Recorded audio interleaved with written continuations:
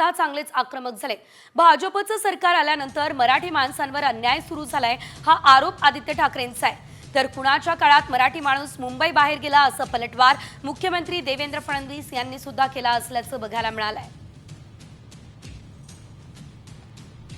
मराठी अमराठी अनेक वर्ष जे लोक वेगळ्या वेगळ्या प्रांतातून असतील, वेगळ्या भाषेचे लोक असतील, आमच्या राज्यात राहत आले, मुंबईत राहत आले, आमचे म्हणून राहिले, मिळून मिसळून राहिलेले आहेत। कधी हा वाद झाला नव्हता व्हेज नॉनव्हेजचा किंवा भाषेचा, पण नेमकं मिंदेंचं राज्य आल्यानंतर आणि नंतर आता भाजपचं राज्य आल्यानंतर हे छाती ठोकपणे आम्हाला कसं सांगू लागले की तुम्ही मराठी लोक घाण आहात, तुम्ही मटण खाता, तुम्ही मच्छी खाता।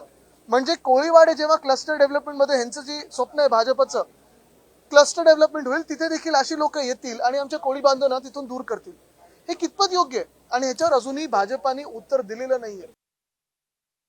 खरं म्हणजे भाजपचं सरकार आलं म्हणून हे झालं अशा प्रकारचं त्याला राजकीय रंग देण्याचं कारण नव्हतं।